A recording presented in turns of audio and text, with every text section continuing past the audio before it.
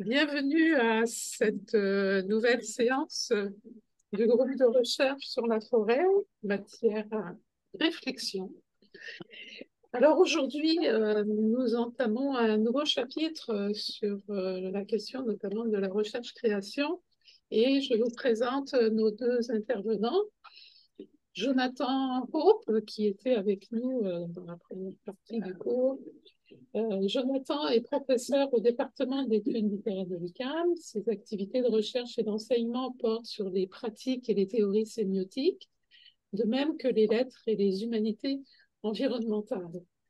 Il dirige actuellement une équipe de recherche intitulée Réécrire la forêt boréale, ce qu'il va nous présenter aujourd'hui, en collaboration avec Cassie Bérin et Catherine Cyr, qui sont toutes les deux en études littéraires à l'UQAM, et Miguel Montoro Girona, qui est professeur d'écologie forestière à l'UQAM.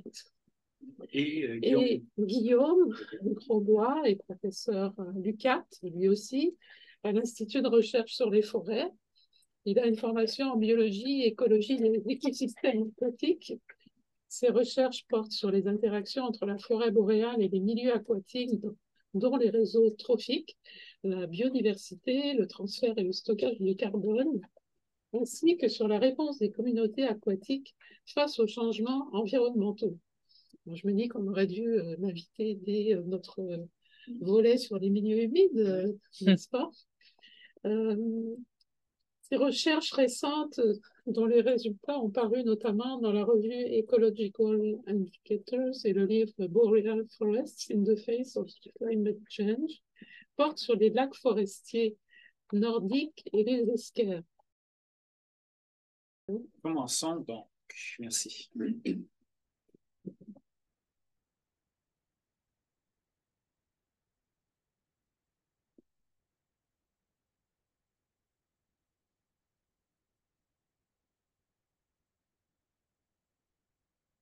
Qu'est-ce qu'on attend? On attend sans doute du langage. Dans le cadre d'une communication, on s'attend à ce que ça sorte. Évidemment, là, il y avait une fonction à ce silence-là, une fonction performative, là, portée, juste vous faire porter attention, ne serait-ce que de façon négative, là, au langage. Parce que, ben, c'est comme j'ai mentionné, dans le cadre d'une communication, on s'attend à ce que ça parle. Si le langage n'était rien, son absence passerait inaperçue. Et donc, le langage a une certaine effectivité, il fait quelque chose, il y a des effets, il modifie le monde. Ça, c'est peut-être une des clés là, à la présentation de ce matin. Merci d'être ici. Merci à ceux et celles aussi en ligne. Merci à Rachel pour l'organisation de cette conférence, ce cycle d'activités, qui, jusqu'à maintenant, depuis le début, en fait, a vraiment été une belle occasion de faire résonner la littérature et la forêt. Donc, aujourd'hui, avec Guillaume Grosbois qui me texte, qui me dit qu'il s'en vient, enfin, des problèmes de Zoom, je pense qu'il va se connecter bientôt. Donc, je vais vous présenter un projet intitulé Réécrire la forêt boréale. C'est un projet d'équipe qui réunit des littéraires de l'UQAM et des écologistes de l'UQAT. Puis, je vais commencer, Guillaume enchaînera, puis pour la discussion, parce que ouais, j'aimerais vous entendre aussi. Donc, on s'attend du langage dans le cadre d'une communication pour plein de raisons. C'est un moyen efficace pour meubler le silence, déjà, le langage. Ça transmet aussi de l'information. La communication communique quelque chose. Elle transmet, elle crée du lien. En gros, ça, le langage permet d'exposer, d'expliciter, de configurer tout un tas de relations de signification. On est des bestioles sociales, puis notre sociabilité se manifeste de plein de façons.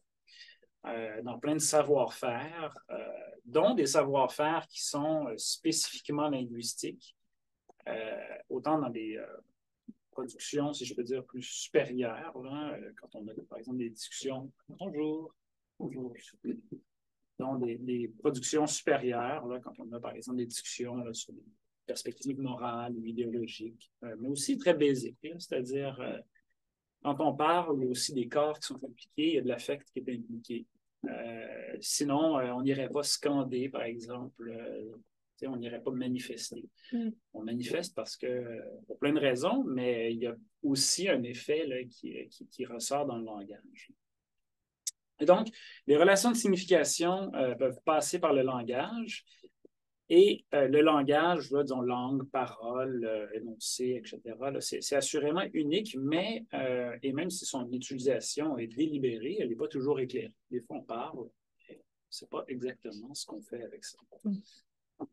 Je suis un sémioticien, puis les sémioticiens, les sémioticiennes insistent aussi sur le fait qu'il y a plein de manières de signifier, de faire du sens, là, si je peux employer un anglicisme, là, avec des conséquences qui sont très variées.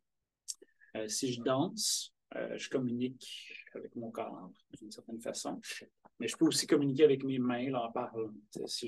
Si j'étais un Italien, je serais... voilà. En même temps, si vous avez des enfants dans votre entourage, si vous avez des autistes, vous savez aussi que le langage ne suffit pas toujours. Il faut communiquer autrement. Vous avez probablement tous et toutes déjà fait l'expérience d'essayer de communiquer avec un étranger ou une étrangère et vous avez dû indiquer des choses autrement que juste par la discussion. C'est par là, descendez, non, non, non, c'est par là. Voilà. Vous avez sans doute déjà joué avec des animaux. Moi, je sais que je ne suis pas supposé, mais j'aime taponner les grenouilles et les couleuvres. On n'est pas supposé parce qu'on a plein de contaminants sur les mains. Mais voilà, c'est quelque chose que je ne peux pas m'empêcher de faire autrement. Puis, vous avez fait du jardinage, vous avez observé les interactions entre différents organismes. Dans tout ça, il n'y a pas nécessairement beaucoup de langage, pas beaucoup de paroles. Mais en même temps, il y a plein d'intelligence, il y a de la création et de l'expression d'un tas de contenus ou d'états de conscience. Et donc, premier constat, peut-être que le langage, ça ne va pas de soi dans l'intelligence pour créer comme ça des contenus de conscience. J'aurais pu, mais je vous épargnerai cette performance, mais j'aurais pu danser ma communication. Ça n'aurait pas exactement donné le même effet. Et donc, le second constat, premier constat, donc large, c'est qu'il y a plein de façons de signifier. Deuxième constat, c'est que si on choisit le langage, bien, même dans le langage, il y a plein de façons de parler. Okay? Où le langage peut être conditionné ou influencé par tout un tas de facteurs. La circulation du langage dans une salle de classe, c'est pas exactement la même chose que la circulation du langage dans un ascenseur, dans un café, dans un métro. D'ailleurs, dans un métro, souvent, il n'y en a pas du tout. Et si on commence à parler trop, ben, on se fait regarder. La manière par laquelle, ce que je dis, la façon par laquelle je parle maintenant, je n'emploie pas ces mêmes savoir-faire linguistiques là, quand je parle à mes enfants ou à ma mère, par exemple. De la même façon, ben, c'est que je ne vais pas lire un roman, donc qui est un engagement linguistique. Non, je ne vais pas lire un roman de la même façon que je vais lire un article scientifique. Okay? Ou comme je vais lire un recueil de poésie ou un graffiti dans les toilettes. Okay? Mais en même temps, c'est tout du langage. Et donc, probablement que vous n'assistez pas non plus à cette présentation avec la même attention au langage que celle que vous pouvez porter aux productions linguistiques ou langagières larges. Donc, c'est la même attention que vous portez là, quand vous parlez avec vos parents ou vos amis. Et donc, il y a des différences dans nos attentes, dans ce que Stanley Fish a nommé là, les communautés interprétatives. Okay. Plein de manières de signifier, plein de manières de parler aussi. Mais même s'il y a plein de manières de parler ou d'utiliser le langage, il y a une idée qui circule qui veut que on peut troubler ou perméabiliser les catégories de textes et de discours. Okay? Qu'est-ce qui se passe lorsque je parle à mes parents comme à mes amis? On l'essayerait une fois, on avait tous déjà essayé quand on avait 12-13 ans. On s'est rendu compte que ça avait des effets. Okay? Mais en même temps, on peut aussi se poser la question, mais qu'est-ce qui se passe lorsque je lis un article scientifique comme un texte littéraire? Okay. Donc, qu'est-ce qui se passe lorsque je joue à ne pas être le lecteur modèle du texte? Je joue à être un autre lecteur. Okay. Ou une autre lecture. Donc, au lieu d'essentialiser, disons, un texte ou du langage, là, ben, qu'est-ce qui se passe lorsque je me permets de jouer avec des compétences ou des habitudes et des attentes langagières? Et donc, il y a un troisième constat qu'on pourrait faire, c'est qu'il y a plein de manières de décliner aussi un même référent dans le langage. Tous et toutes déjà fait l'expérience de lire une nouvelle peut-être dans le Devoir ou la presse, puis ensuite lire la même nouvelle sur Fox News. On se dit, mais est-ce que c'est le même objet? Est-ce que, voilà, on aura l'impression qu'on ne parle pas nécessairement de la même chose. Okay? Lisez un article savant sur la Rome antique, puis ensuite lisez Astérix. On va parler de la Rome antique, mais en même temps d'une façon complètement différente. Okay? Encore, il y aura une impression de décalage, mais il y aura aussi des résonances. Et pour moi, encore, ce n'est pas une question de savoir, de dire, voilà, ça, c'est de la fiction, ça, c'est pas de la fiction. Mais comment est-ce que, finalement, il y a une perméabilité là, qui s'effectue? Et je pense qu'il y a quelque chose qui se dégage dans la multiplication des textes, des écritures, des discours sur un même objet. J'ai envie de vous poser une question rapide, mais c'est qu'est-ce que vous lisez? Et une sous-question, bien, comment est-ce que vous lisez? Qu'est-ce que vous faites des textes que vous avez, qu'on vous demande de lire ou que vous avez choisi, ou que vous avez sorti voilà, de votre bibliothèque, en disant, tiens, je vais lire ça. Qu'est-ce que vous en faites? Posez la question, on peut la garder pour tout à l'heure pour la discussion. Donc, partant quand même de cette idée, il y a le projet donc, de réécrire la forêt boréale, qui est un projet intersectoriel, sciences, art, qui réunit des chercheurs, des littéraires de l'UQAM et des écologistes de l'UQAT, où on utilise des recherches en écologie comme un matériel de base pour la production de textes littéraires. Je tiens vraiment à remercier l'équipe. Cette année, on est plus d'une douzaine d'étudiants, des collègues en écologie et en littérature. Donc, Cassie, Catherine, d'ici, David Paquet-Bélanger, Élise Warren, Alexandre Côte-des-Perras, Pierre-Olivier Gaumont, Robert Séguin, Erika Leblanc-Belval, Pelle Poilette. De l'UQAT, il y a Miguel, il y a Guillaume, Suzy Basile aussi, Jonathan Casabonne, Élise Bertillon, Julie Pascal, Milva Druguet, Sabrina Cloutier, Ariane Barré. Évidemment, aussi, on remercie les fonds, les subventionnaires pour ce projet. Ils nous permettent de le faire. Et donc, ce projet est parti de l'idée selon laquelle, qu'on soit en sciences, et je veux vraiment mettre des gros guillemets autour de ce mot-là, on en a parlé tout à l'heure, qu'on soit en sciences ou en art ou en littérature, ces guillemets-là sont... C'est-à-dire, il y a des étiquettes, mais le lien entre l'étiquette et l'objet n'est pas toujours clair. Mais enfin, qu'on soit en sciences ou en littérature, les chercheurs et les chercheuses produisent plein d'objets de langage. C'est-à-dire des articles, des livres, des affiches, des demandes de subventions, des courriels, des PowerPoint, des communications, etc. Puis, voyant ça, on se dit, est-ce qu'on peut partager des savoir-faire textuels et linguistiques, dont scripturaux et lectoraux? Peut-être que la littérature est plus présente qu'on le croit. Donc, est-ce qu'on peut aborder des fabrications, des productions langagières, scientifiques, avec une perspective littéraire? Donc, l'an dernier, on a terminé une première édition du projet, puis là-dedans, il y a eu plusieurs allers-retours, il y a eu plusieurs sous-projets.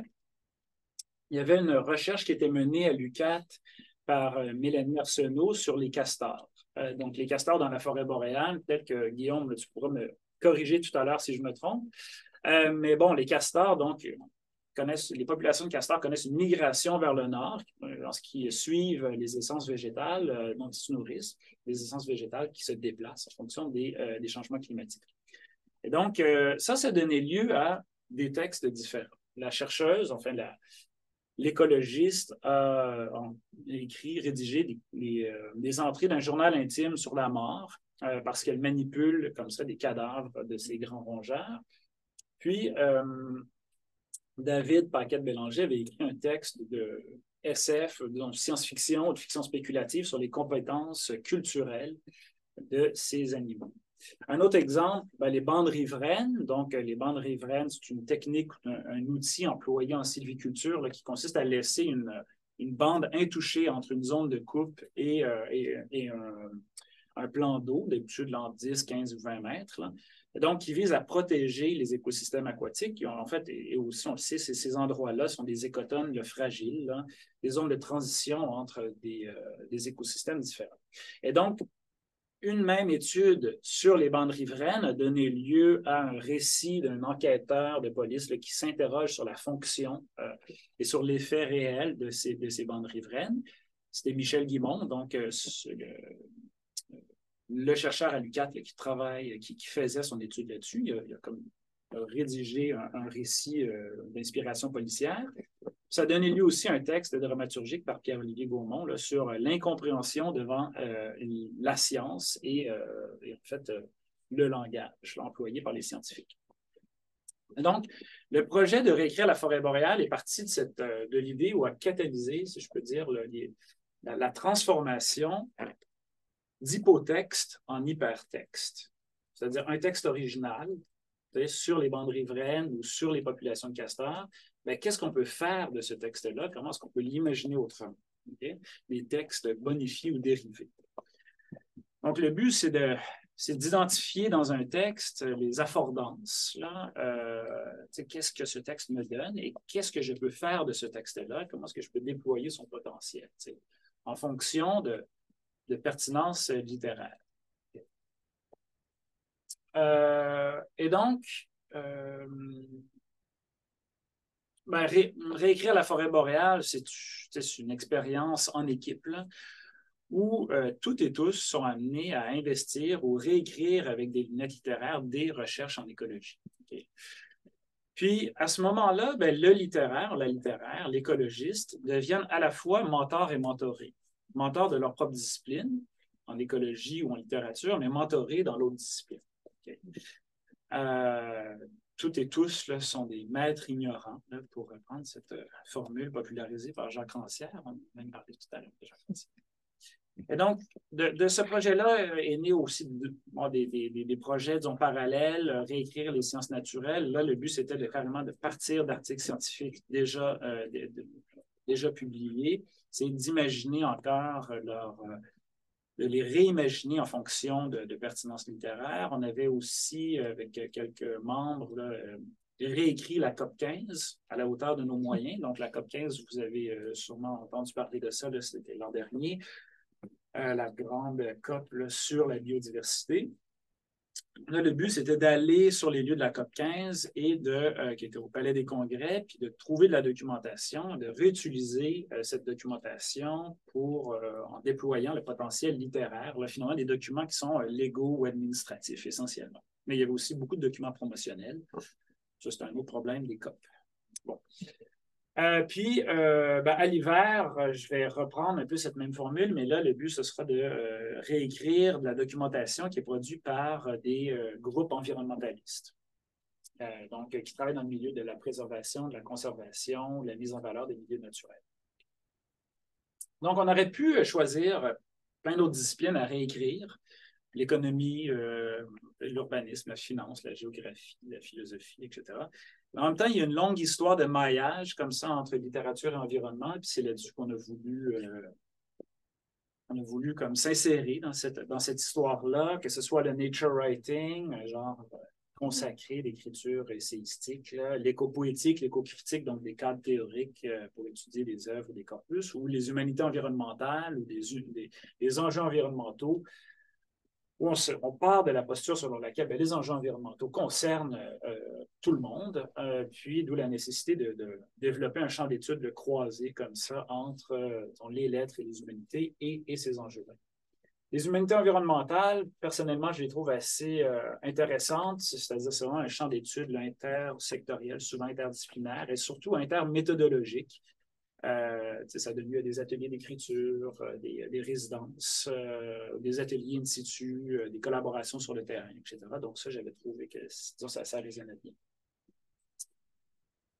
Donc, s'inscrire dans ce sillage-là, mais en même temps pour troubler ou mettre à notre main, pousser, disons, trouver de la littérature peut-être là où on ne s'attend pas. Il y a un livre de Frank Lebovicki qui est paru récemment aux édition Questions théoriques, Le titre, je trouve super évocateur, des opérations d'écriture qui ne disent pas leur nom. Donc, est-ce qu'on est capable de voir comme ça de l'écriture? Là, on ne s'attend peut-être pas nécessairement à voir. On se dit, ben, c'est juste du texte. Non, il y a de l'écriture, il y a des choix, il y a de la création là-dedans. On en parlait aussi tout à l'heure. Et donc, là où j'insère, et je vais passer rapidement la parole à Guillaume, là, mais là où j'insère ce projet de réécrire la forêt boréale par rapport à la problématique là, du groupe de recherche actuel avec son titre, là, Forêt, là, matière à réflexion, c'est dans ce mot de matière. Okay? Matière, oui, je l'entends quand on parle de la matérialité, là, de l'épinette noire, de la grenouille des bois, du martin pêcheur d'Amérique, la sangsue, de l'usiné, enfin de la fougère, etc. La matière aussi, je l'entends lorsqu'on évoque, disons, des répercussions bien concrètes des pratiques forestières, plantation, récolte, balade, coupe, etc. Mais ce mot de matière, je l'applique également à propos des recherches, des savoirs qui ont la forêt comme objet. Pour moi, un écologiste qui produit un article est en train de produire de la matière. Et cette matière-là est aussi matière à réflexion. Okay. Et donc, on a eu une première édition du projet qui se termine, qui était consacrée à des recherches sur les perturbations dans les milieux forestiers, donc les coupes, les changements climatiques, les épidémies d'insectes, les feux. Ça donnait lieu à des lectures devant le public. C'était une super activité. Ça donnait lieu maintenant à un recueil qui est en évaluation. Donc, on se croise les doigts, on attend. La deuxième édition du projet, donc cette année, qu'on a entamé cette année, puis en fait, il y a quelques jours, là, consacré aux esquerres. Et évidemment, tout le monde ici autour de la table sait ce que c'est qu'un esquerre. Donc, tout à l'heure, Guillaume va vous rappeler vos cours de géographie de secondaire. Donc, ça a donné lieu donc, à un séjour là, à Amos. On a eu des conférences. On a eu Rodrigue Turgeon de Mining Watch Canada qui nous a donné des autocollants ici. Donc, je fais de la promotion sur les projets miniers dans les esquerres. On a aussi eu M. Henri Jacob, qui est le président d'Action Boréal, qui a une longue expérience en matière de protection de la forêt boréale en Abitibi-Témiscamingue. Ça a donné lieu aussi à des sorties en usine. On a été voir l'usine d'embouteillage ESCA. Donc, je remercie d'ailleurs Mme Véronique Maillet, qui est la directrice qualité, de nous avoir reçus. Le puits municipal aussi d'Amos. Isabelle Dufresne, là, qui est coordonnatrice en environnement, qui nous a reçus également. Ça a donné lieu à des présentations, un atelier d'écriture, etc. Ça a été une super expérience. Puis, avant peut-être de céder la parole à Guillaume, c'était une expérience, mais qui part aussi ou qui donne lieu à un autre constat, c'est-à-dire aller voir des gens qu'on ne connaît pas puis leur demander s'ils veulent collaborer avec nous. Ça comporte des risques. C'est comme à la petite école, là, quand on dit veux-tu jouer avec moi, on ne sait pas. Mais en même temps, ce qu'on a convenu là, rapidement avec ce qu'on a découvert avec nos collègues de l'UQAT, ce qu'on peut faire ensemble, on peut quand même faire, on peut quand même travailler. On peut faire des choses qui sont porteuses et enthousiasmantes là, pour à la fois mieux comprendre les enjeux environnementaux, pour mieux comprendre aussi la portée de la littérature, puis la pluralité et, si je peux dire, le caractère partageable aussi des savoir-faire. Guillaume, si je te laisse avec ça, est-ce que tu peux prendre la balle au bon? Ça va? Oui, c'est parfait. Est-ce que vous m'entendez bien? Oui, merci. OK, super. Alors, pour moi, je vais vous faire un petit récapitulatif de qu'est-ce qu'on fait dans notre groupe de recherche et puis qu'est-ce que c'est un esquerre, justement, parce que même moi, au début, avant de commencer ces programmations de recherche-là, là, il a fallu que je me rappelle ce que c'était et même, je ne sais même pas si je l'avais vu avant, donc j'ai même découvert ça. Donc, on a fait l'exercice quand on s'est rencontrés la dernière fois avec Jonathan et l'équipe de Montréal, de savoir un petit peu à quoi vous faisiez penser les esquerres. Puis on a demandé ça donc à notre équipe en écologie, puis à l'équipe en littérature. Puis là, c'est les mots qui sont sortis avant de parler de quoi que ce soit. Donc même avant qu'on fasse un petit peu une définition de qu'est-ce que c'est un esquerre. Donc il y a eu le mot glacier qui est sorti. Donc c'est une bonne chose parce qu'effectivement, c'est très relié au glacier. Mais il y a eu des mots un petit peu plus surprenants comme territoire ou terre ou relief, trace, suspense, que j'ai beaucoup aimé, là, qui font vraiment appel à l'imaginaire, dans le fond. Donc, juste pour la présentation, là, je vais vous parler un peu de la formation des esquerres, de leur écologie, des services écosystémiques qu'ils peuvent rendre, et puis les projets qu'on fait, et aussi pourquoi est-ce que nous, en écologie, on a décidé d'embarquer dans ce super projet de réécrire la forêt boréale. Donc, pour la formation d'un esquerre, il faut savoir qu'on se place à une échelle géologique là, qui, à l'échelle humaine, est difficile à comprendre. C'est juste les derniers 20 000 ans. Donc, on est vraiment sur la fin, là, à l'époque de la glace, des mammouths et des premiers hommes. Donc, c'est vraiment là que ça se passe. Au cours de ces derniers 2 millions d'années, en fait, il y a eu quatre grandes glaciations. Puis nous, c'est vraiment la dernière dans laquelle on est intéressé là, dans les derniers 20 000 ans. Parce qu'il y a eu beaucoup de variations de cette glaciation-là. Au plus grand, en fait, le plus fort de cette glaciation, on voit que l'Amérique du Nord a été recouverte entièrement par un glacier qui a descendu, en fait, jusqu'aux États-Unis et qu'on appelait, là où on se trouve au Québec, l'inland 6 laurentidien. Puis cet inland 6, en fait, pesait jusqu'à 2 km, même 3 km à certains endroits d'épaisseur. Donc là, en haut à droite, vous pouvez voir la tour CN de Toronto, ce qui vous montre un petit peu une échelle de qu'est-ce que c'est l'épaisseur d'un glacier. Puis, juste pour vous montrer un petit peu, là, la période, c'est de moins 80 000 à 10 000 ans, et c'est à moins 18 000 ans que l'extension était maximale, donc là où il était le plus au sud. Puis on appelle ça le Wisconsinien parce que ça allait jusqu'à l'État du Wisconsin. Des glaciers, on en a encore aujourd'hui. C'est ce qu'on peut voir en Antarctique, au Groenland et aussi dans certaines zones de haute montagne comme les Rocheuses, les Alpes ou en Islande. Donc, il en existe encore. Ça ressemble à ça. Donc, c'est beaucoup de glace, beaucoup de neige, beaucoup de froid. Autant dire qu'il n'y a pas beaucoup de vie qui peut vivre en fait dans cet environnement-là. C'est d'autres images de glaciers qui sont actuelles. Il faut imaginer toute l'Amérique du Nord, tout le Canada, tout ce que vous connaissez aujourd'hui. Ça ressemblait à ça en fait il y a plusieurs milliers d'années. Et en fait, lorsque le glacier se retire, on a en fait une fonte qui commence et différentes choses qui se forment. Si on fait une petite historique de comment ça s'est passé en Amérique du Nord, on voit que quand le glacier, qui est ici en gris, en fait, a commencé à se retirer, l'eau a commencé à fondre et il y a les lacs qui se sont formés, qui sont encore là aujourd'hui, qui sont les grands lacs nord-américains. On voit qu'on grandit. On a la mer de Champlain aussi qui s'est formée dans la vallée du Saint-Laurent, donc là où se situe notamment Montréal. Puis le lac Ojibwe en Abitibi, donc là où on se trouve, et je reviendrai plus tard pourquoi c'est important. Une fois que tout le glacier s'est retiré, donc on arrive à justement ces grands lacs américains et différentes choses qui se sont formées sur le territoire. Notamment ce qu'on appelle des moraines. Donc les moraines, ce sont en fait des sédiments ou du gravier, des roches qui sont charriées par le glacier, parce que le glacier est tout le temps en mouvement, et qui viennent se déposer un petit peu plus en aval. Donc en fait, quand le glacier se retire, on va avoir en fait des petites montagnes de sable ou de gravier qui vont aller se poser jusque là où le glacier a avancé. Et lorsqu'il avance et qu'il se retire avec les différentes variations de température, on a certaines moraines qu'on appelle de récession qui se forment aussi à l'avant et sur les côtés. Donc aujourd'hui, là, on peut voir encore que ça existe là, et qu'elle modèle le paysage. Encore certains exemples. Aujourd'hui, ça ressemble à ça. Si on coupe une moraine dans le sens de manière transversale. Puis, il y a plein d'autres petites formes qui se font, dont notamment des lacs sur esquerre qui nous intéressent, et aussi les esquerres en tant que tels, ce sont eux. Là.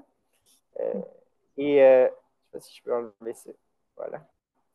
Et donc, c'est comme des petites montagnes de sable qui ressemblent beaucoup aux moraines. Il y a quelqu'un, il n'y a pas longtemps, qui m'a dit en fait, c'est du caca d'esquerre. Oui, donc on peut le voir aussi comme ça, mais c'est un petit peu moins poétique.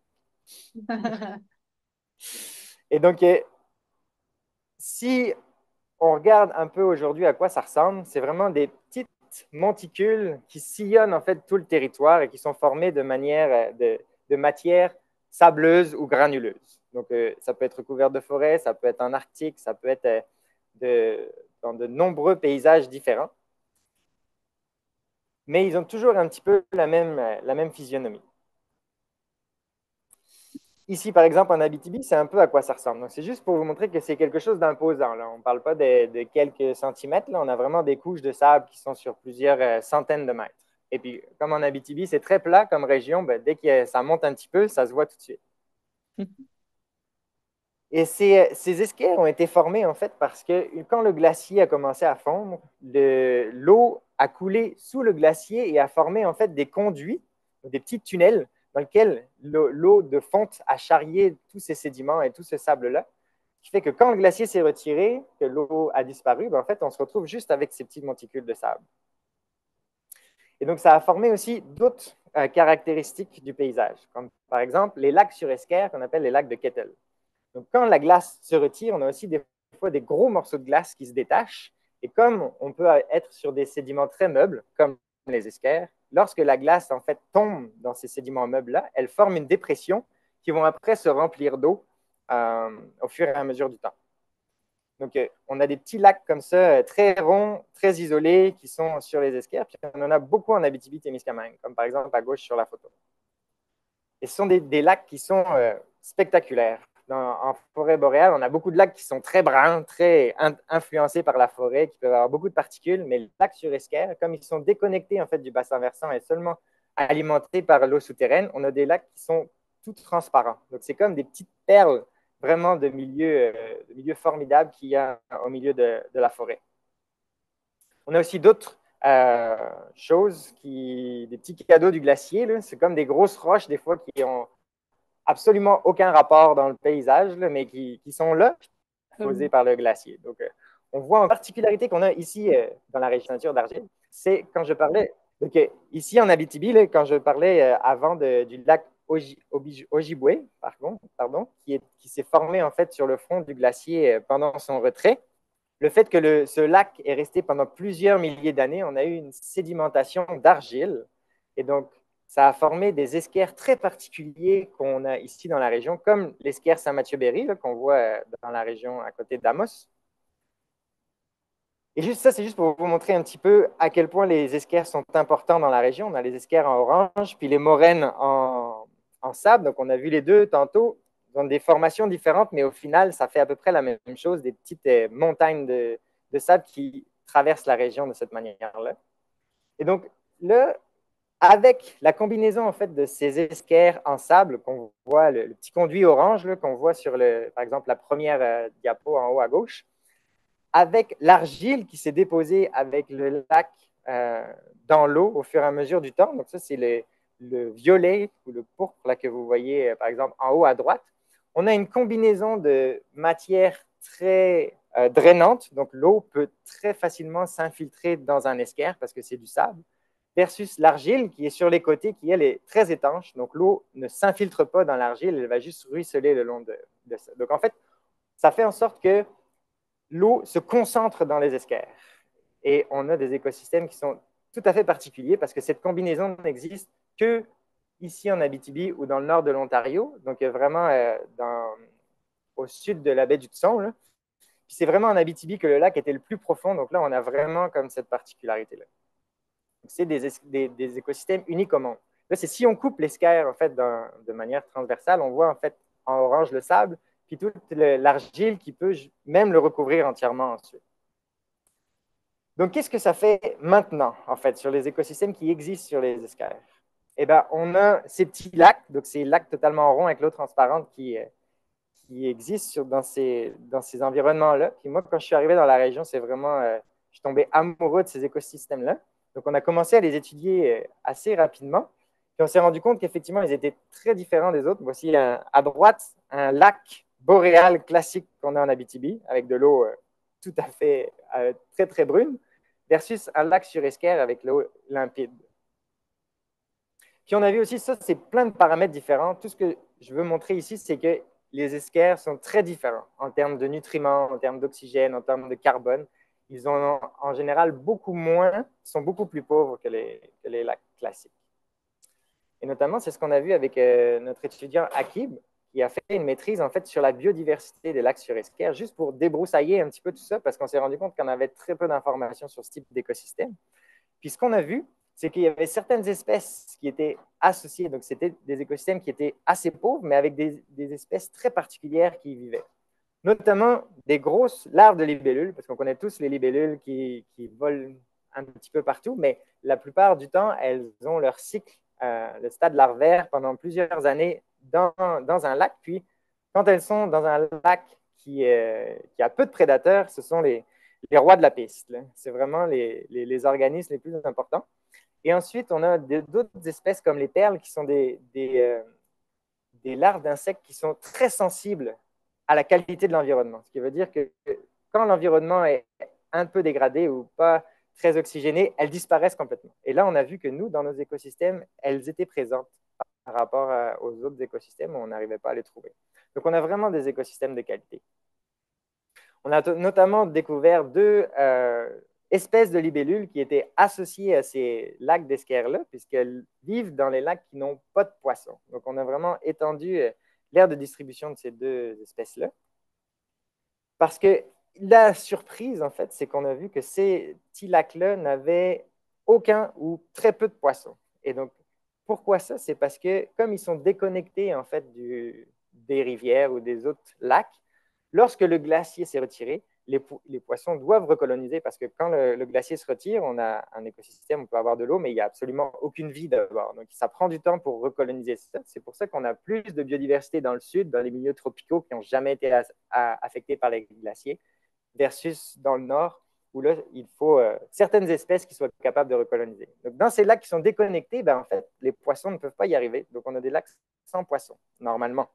Parce que ce qui arrive, c'est qu'on découvre certaines espèces de poissons dans certains lacs aussi, parce que comme c'est des écosystèmes qui sont très jolis, beaucoup de gens veulent un chalet au bord de l'eau, veulent en profiter, et donc rajoutent du poisson dedans. Donc, c'est absolument affreux en termes écologiques, parce que ça veut dire qu'on a sûrement perdu de nombreuses espèces, parce que si ces écosystèmes sont déconnectés les uns des autres, ça veut dire qu'on peut avoir des espèces très, très particulières. Un lac sur esquerre pourrait avoir une faune tout à fait unique, en fait, au monde. Et quand on vient rajouter du poisson dedans, ben on vient modifier en fait tout cet écosystème-là. Puis les espèces qu'on a trouvées, c'est comme principalement de la perche chaude, qui est une espèce qui est très pêchée dans la région. Donc, on se doute que ça a été introduit par l'homme.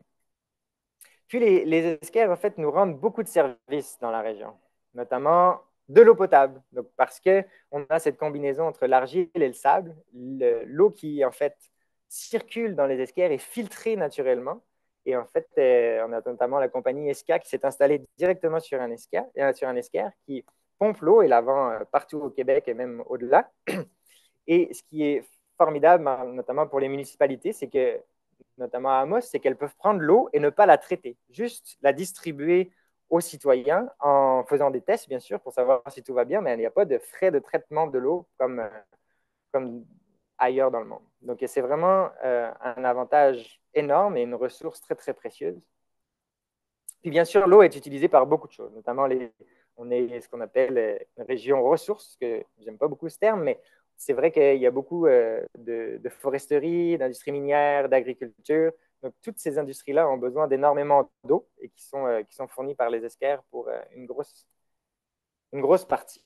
On a aussi des sablières et des gravières, parce que ça prend du sable, ça prend du gravier, notamment pour faire du béton, pour faire des constructions, pour faire des routes. Donc, on prend le sable directement dans les esquerres. Et c'est pour ça qu'ici, dans la région, on a beaucoup de routes qui suivent en fait directement les esquerres. Donc, on peut avoir des esquerres qui sont très peu étendues en termes de pourcentage de surface, mais qui vont concentrer en fait beaucoup de pression anthropique. Ça fournit du bois avec des forêts très particulières de pins gris qui sont très productives. Et donc, beaucoup de coupes forestières. Donc là, par exemple, c'est une coupe qui est sur un esquerre de la région. Les forêts de pins gris sont particulières. Des champignons, notamment des chanterelles, des matsutake, qui sont des espèces de champignons très prisés pour la consommation. Ça a été aussi des lieux d'enfouissement, malheureusement, parce que c'est facile d'enfouir dans le sable. Donc, on a beaucoup de sites qui sont malheureusement contaminés maintenant. Et aussi beaucoup d'autres. Donc, comme c'est du sable, il y a de la villégiature, il y a beaucoup de chalets, du 4 roues. C'est le fun de faire du 4 roues sur les esquerres, des sentiers de randonnée, sentiers de ski de fond, et notamment les petits fruits qui sont très concentrés sur les esquerres, donc très prisés. Donc, quand on est arrivé dans la région, là, le groupe de recherche en écologie de la MRC Abitibi, le GREMA, on a commencé à développer beaucoup de projets pour mieux connaître ces écosystèmes parce qu'on s'est rendu compte qu'on avait très peu d'informations. Donc, c'est notamment le cas de Engi, qui est un étudiant au doctorat que je supervise, qui regarde un peu l'impact des coupes forestières sur l'écologie des lacs en Abitibi, et notamment les lacs sur esquerre. Donc, de savoir si on fait une coupe forestière sur les esquerres, comment est-ce que les lacs réagissent? Est-ce que ces lacs qui sont normalement peu habitués à recevoir de la matière organique de la forêt peuvent survivre ou peuvent ne pas être trop dégradés lorsqu'il y a une coupe? Ou alors est-ce qu'on arrive à des perturbations majeures pour eux? On a aussi des lacs qui ont beaucoup de chalets, comme je disais, donc qui peuvent être à l'origine très clairs, transparents, peu nutritifs. Et donc, si on met des lacs autour, ben là, on va avoir beaucoup de nutriments et on peut avoir des problèmes de cyanobactéries, par exemple, typiquement les algues bleues-vertes, qui libèrent des toxines et qui sont très particulières. Donc, le petit lac qu'on adore, qui est magnifique et tout ça, qui peut aussi se transformer très rapidement. On a Ariane Barrette, c'est une nouvelle étudiante à la maîtrise, qui va regarder un peu justement l'impact de l'ensemencement des poissons sur ces petits lacs qui normalement ne sont pas perturbés parce qu'on veut voir un petit peu à quel point est-ce que c'est grave dans l'état dans lequel on est aujourd'hui. Et aussi, on a des projets forestiers, donc, notamment Michel Guimond qui étudie en fait l'impact des coupes forestières sur de la bande riveraine, donc le rôle de la bande riveraine. C'est comme au Québec, là, on doit laisser un 20 mètres quand on fait une coupe forestière pour essayer de protéger les milieux aquatiques. Mais on s'entend que sur les esquerres, comme c'est des milieux qui sont souvent en pente avec du sable, ben, le 20 mètres, des fois, est très peut ne pas être suffisant et en tout cas n'est pas pris en compte parce que c'est 20 mètres partout au Québec, peu importe si on est sur un esquerre, si on est sur l'argile, si on est sur le bouclier canadien, là, ça ne change rien. Mais qu'il essaie de regarder un petit peu tout ça, puis à date, il a vu que jusqu'à 20 à 25 ans après la coupe, on pouvait avoir une dégradation de l'eau. Sabrina, qui regarde un petit peu aussi l'impact de l'aménagement forestier sur la biodiversité dans les esquerres. Donc, elle regarde les communautés d'insectes, les communautés d'invertébrés, des milieux aquatiques et des milieux forestiers pour voir un petit peu ce qu'on trouve et ce qu'on connaît. Janie, qui regarde l'écophysiologie. Donc, en fait, c'est comme un Doppler là, pour écouter le battement du cœur des êtres humains. Elle regarde ça sur les arbres pour voir un petit peu au jour le jour comment est-ce que les arbres vivent et notamment comment vivent ceux qui poussent sur les esquerres. Martine qui regarde en fait les coupes partielles sur les esquerres aussi, donc savoir un petit peu des alternatives à la coupe totale pour voir comment on peut protéger nos milieux. Jonathan Casabonne, qui regarde les communautés de champignons qui sont très inconnues des esquerres. Donc, il y a beaucoup des étudiants qui participent au projet Réécrire la forêt boréale. Ensuite, Maxime Perron, rôle des lacs sur les esquerres pour les mammifères, donc savoir un peu la connectivité qu'il y a entre les communautés aquatiques et forestières. Amé Bergeron, qui regarde un peu l'utilisation de l'eau des esquerres par les pins gris. Élise Bertium pour la biodiversité associée aux bandes riveraines. Donc, tous ces étudiants-là, on a Élise, notamment, comme participe à réécrire la forêt boréale, parce que c'est des gens qui sont très sensibles à la protection de la nature, à l'écologie en général, et qui ont une fibre aussi dans la communication. Donc, tous ces étudiants-là essayent de couvrir un petit peu tous les aspects de l'écologie des esquerres pour qu'on en sache plus et qu'on les comprenne mieux dans le futur. Et donc, pourquoi est-ce qu'on a embarqué dans ce projet complètement fou de réécrire la forêt boréale? Première chose, c'est de s'aventurer vers la magie, parce qu'on se rend vite compte qu'en science, mais dans tous les aspects de la vie, là, souvent, ce qui est magique, c'est à l'intersection des disciplines. Donc, nous, on le voit quand on mêle l'écologie forestière avec l'écologie aquatique, ou les sciences humaines, ou les sciences humaines avec l'écologie, ou là, ce qu'on essaie de faire, la littérature avec l'écologie. C'est souvent à l'intersection des domaines qu'il y a beaucoup de choses qu'on ne connaît pas, beaucoup de choses qui nous apportent une perspective différente et qui nous permettent en fait d'aller justement vers l'inconnu. Donc, c'est vraiment un des premiers objectifs. Le deuxième, c'est de créer un pont entre deux domaines qui se parlent très rarement, donc la littérature et l'écologie. Le troisième, c'était apporter une perspective différente sur nos projets. C'est extrêmement plaisant de voir en fait des gens qui ont un background ou un univers complètement différent regarder nos projets et leur donner une opinion, une perspective dessus. Là. Ça nous permet vraiment de transformer en fait notre vision et de l'ouvrir d'une manière spectaculaire. Ensuite, on voulait reconnecter avec nos émotions. Ça, c'est parce que la science en écologie, là, on essaye d'avoir tout le temps des projets qui sont complètement dénués de subjectivité. Donc, on essaye toujours d'aller aux faits et d'enlever, en fait, il faudrait que ce soit n'importe qui fasse le même projet et qu'on arrive à des résultats similaires. Donc, on essaye de complètement déconnecter avec l'aspect subjectif. Ça nous fait des textes, notamment, qui sont très froids et très chiants à lire, il faut le dire.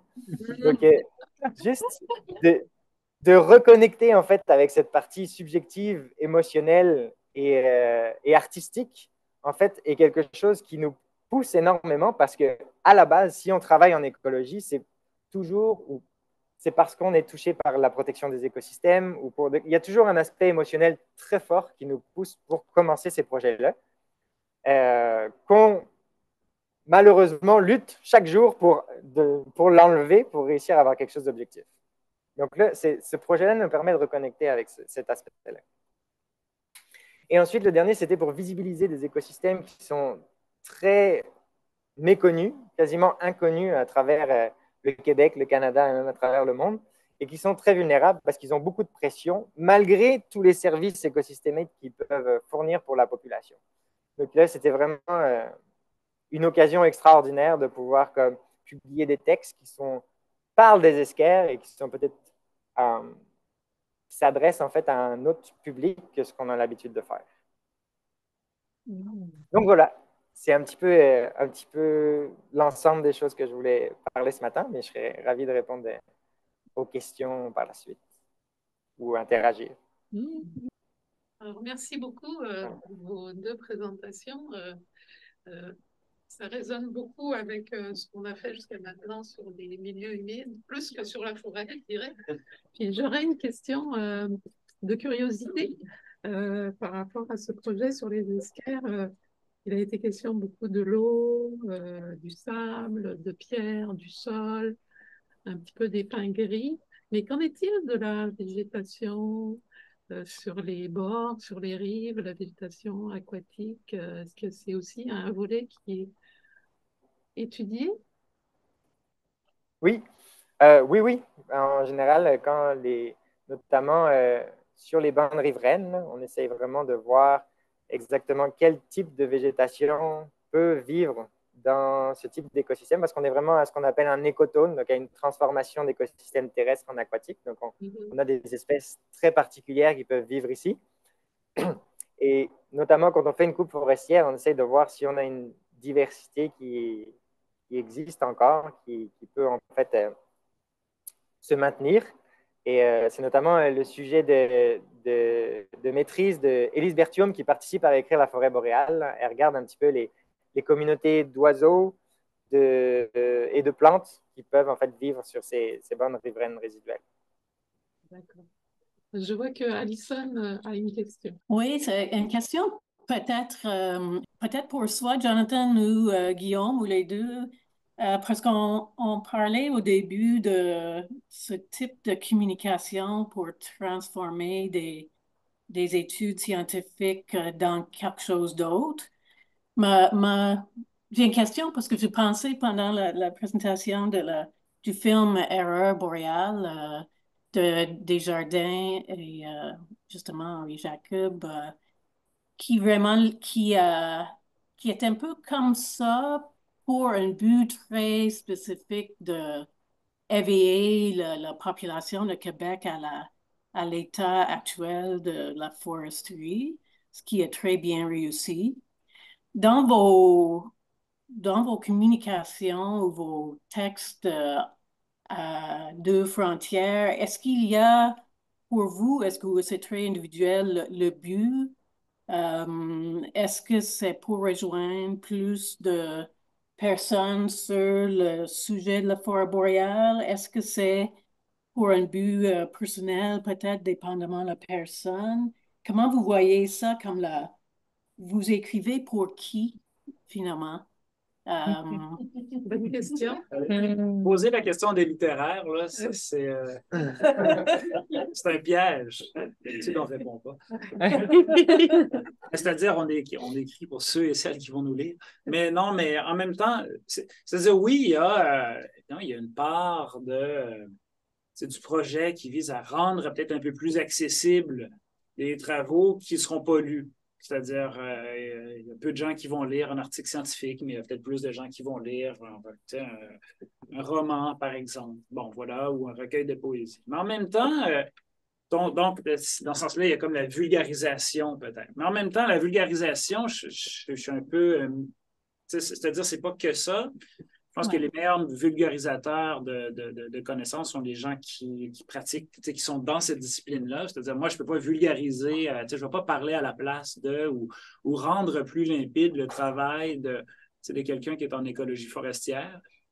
Je veux dire, il y a beaucoup d'objets littéraires qui sont imperméables là, complètement, c'est-à-dire qui sont illisibles, qui sont quasiment plus illisibles qu'un article scientifique. Et donc, mais il y a quand même cette part-là, mais je pense que pour reprendre l'expression que tu as employée tout à l'heure, Guillaume, de visibiliser les écosystèmes, multiplier les discours sur ces objets-là. Tu as dit d'emblée, ben, il y a peu d'études sur les esquerres. Je veux dire, à ma connaissance, les esquerres dans la littérature sont comme à peu près absents aussi. Donc, c'est peut-être d'en parler, de les rendre visibles. Je veux dire, les glaciers ont forgé, ont informé, ont donné forme au Québec, autant sinon plus que les grands hommes et les grandes femmes, politiciens et les politiciennes. Pourquoi est-ce qu'on n'en parle pas? Alors, à ce moment-là, c'est-à-dire, est-ce qu'on peut... C'est un objet comme un autre là, auquel on peut porter notre attention. Donc, oui, il y a une part de vulgarisation, mais pas que, parce que, je veux dire, la littérature n'est pas très bonne à vulgariser les autres. Ni même elle-même. Mais je ne sais pas, Guillaume, si tu veux... Oui, ben non, mais puis je suis tout à fait d'accord avec tout ce que tu as dit, Jonathan. Là. Et ben, je trouve ça vraiment intéressant de parler du documentaire L'erreur boréale, parce que ça a été quelque chose qui a comme inspiré beaucoup de chercheurs, notamment. Là. Je sais que Miguel, ça a été un de ses grands déclics aussi, là, quand il a vu un petit peu ce qui existait en foresterie et ce qui a été fait. Puis Richard Desjardins l'a montré d'une manière assez spectaculaire. Donc, ça a un petit peu réveillé beaucoup les consciences. Et nous, on est toujours dans cette dualité-là qu'en tant que scientifique, on ne fait pas de politique. On ne veut pas, en fait, même si en tant qu'être humain, on voudrait comme pouvoir comme défendre nos objectifs ou nos modes de pensée, tout ça. Puis à l'extérieur du scientifique, on peut le faire aussi, mais c'est quelque chose bien sûr qu'on n'arrivera jamais à ça, mais qu'on essaye de faire le moins possible dans le cadre de notre travail. Et donc, le fait aussi de participer à réécrire la forêt boréale, c'est un petit peu aussi donner la liberté à tout ça. C'est-à-dire que nous, la seule exigence, c'est que les participants parlent des esquerres, parlent des projets et tout ça, mais ils ont complètement carte blanche sur la manière dont ils veulent en parler, les textes qu'ils veulent créer, ce qu'ils veulent dire, ce qu'ils veulent faire. Donc, c'est aussi comme vraiment laisser place à la créativité. Là. Je dirais qu'on n'a pas forcément d'objectif en particulier. On veut juste comme effectivement qu'on parle des esquerres, qu'on parle des problèmes ou des sujets de recherche ou de ces écosystèmes-là en particulier. Mais après ça, justement, ça peut être n'importe qui lit ça. Et au contraire, là, peut-être qu'il y a des textes qui vont aller toucher une certaine partie de la population, puis d'autres pas du tout. Et donc, on a vraiment, je pense que, en tout cas, Jonathan, peut-être tu pourras me corriger, là, mais j'ai l'impression qu'on n'a pas du tout d'objectif par rapport à l'auditoire. C'est vraiment laisser plutôt la place à la créativité des étudiants pour pouvoir en fait parler de quelque chose qui est... Merci, merci à vous deux. Oui. Alors, moi, j'aimerais faire part d'une interrogation parce que tu nous as beaucoup parlé du langage. Ça a été vraiment le focus principal. Et puis, de son côté, Guillaume nous parle de recherche sur le terrain. Mhm. Et je me demande dans quelle mesure on peut juste considérer qu'il s'agit d'un travail sur le langage. Je m'explique un petit Ah peu. ouais, non, Qu'est-ce qu'on fait de toute la dimension terrain? Et moi, dans le projet qu'on a à Grive, il me semble qu'on a mis de l'avant, tu sais, cette importance d'aller sur le terrain, puis même si on n'est pas des scientifiques et qu'on ne fait pas des recherches sur le terrain, on peut quand même percevoir justement, vivre les esquerres, tu sais, connaître ce paysage et que, à mon avis, c'est aussi important que le texte scientifique qui en émane. Tu vois ce que je veux dire? Donc, que cette perception singulière de la personne qui va écrire des textes sur les esquerres soit aussi nourrie par une expérience sur le terrain. Et c'est là peut-être aussi qu'on rejoint des personnes qui travaillent sur le terrain. Tu sais. Donc, je vous pose la question à tous les deux, est-ce que c'est juste une question de langage? Est-ce que c'est vraiment le texte scientifique qui est au cœur de votre investigation ou est-ce que ça déborde et puis que ta démarche englobe aussi une démarche de terrain? Ben, je peux peut-être commencer, puis tu complémenteras, mais oui, c'est vrai que bon, j'ai commencé avec le langage parce que je voulais, disons, le cadrer, la discussion. Mais je veux dire, les expériences en amont, en aval, à côté de, tu sais, je veux dire, viennent informer les textes. Mais tu sais, le but ne serait pas de dire que le texte, puis merci pour forcer à le préciser, tu sais, le but, c'est pas de dire, voilà, le texte est la finalité, tout ça. Le travail, je considère que d'aller au puits municipal, d'aller voir ces choses-là, de parler avec les gens, les démarches qu'on a entreprises, la sortie, ça fait partie de l'expérience qui vient, qui irrigue, mais en même temps qui résonne et qui n'est pas toujours qui est pas toujours parfaitement traduite dans le texte non plus. Alors, je pense qu'en littérature, on se pose des questions aussi sur la limite de l'œuvre, mais qu'est-ce qu'on fait de tout ce tout ce qui entoure l'œuvre? C'est pas juste le livre qui compte, mais le contexte puis les ensembles de pratiques qui l'informent. Alors, ouais, disons que j'ai cadré ma discussion sur le langage pour amener ça où je voulais, là, mais disons, je pense que. Puis d'ailleurs, on a eu cette discussion, évidemment, il y a toujours des enjeux de logistique aussi, là, mais est-ce qu'on pourrait aller faire des terrains avec les gens à l'UQAT? Bon, aller à l'UQAT, c'est déjà une journée de route. Puis là, on n'est pas encore rendu sur le terrain. Puis après, c'est toute la logistique du camion, puis l'accès au terrain. Puis une fois que tu es rendu, ben là, tu sais, c'est toujours énormément de logistique. Donc, alors voilà, mais si on peut le faire, là, au moins, puis une logistique et le fond aussi, c'est-à-dire on ne pourrait pas tout et tous y aller. Alors, voilà. Mais si on peut amener, si on peut débloquer ça comme expérience, je pense que ça peut participer à une ouverture sur la littérature. C'est pas juste un texte, ou c'est pas juste un livre fini. C'est tout ce qui vient avant, après. Oui, ben, juste pour dire que je suis entièrement d'accord. Puis le fait que de s'être déplacé, là, dans le sens qu'il y aura une rencontre qui se fait en Abitibi, puis une rencontre qui se fera à Montréal, ça fait partie justement des objectifs principaux essentiels du projet parce que on a besoin aussi de se rendre compte de la réalité des choses, d'aller voir sur le terrain, en fait, comment sont les écosystèmes ou comment est-ce que, dans le cas de la visite de l'usine ESCAR, de savoir quelles sont les pressions qu'il peut y avoir, quels sont les services que les escars peuvent rendre. Donc, je pense que l'aspect terrain est vraiment important, surtout que c'est quelque chose que les étudiants intègrent aussi beaucoup dans leurs œuvres. Notamment, je sais qu'il y a une étudiante qui utilise beaucoup les sons pour, en fait, les textes qu'elle écrit. Là. Donc, pour ça, elle a besoin d'aller sur le terrain, elle a besoin de multiplier les expériences sensorielles, je dirais, là, pour pouvoir comme, créer, en fait, ce qu'elle veut faire. Donc, je pense qu'on amène vraiment une dimension très importante en allant sur le terrain, en allant voir les choses soi-même, même si, au final, c'est vraiment la littérature et le langage qui est important. De manière très pratique, j'ai une question. Il me semble que Pierre Drapeau nous avait parlé d'un lac auquel l'UQAT travaille alentour de, je pense que c'est le lac du Parquet. Est-ce que c'est un esquerre? Est-ce que c'est un lac boréal? Je demandais. Oui, non, le lac du Parquet, là, il est connu parce qu'en fait, on a notre station biologique là-bas, là, la Perle, qui est une station biologique partagée entre l'UQAT et l'UQAM.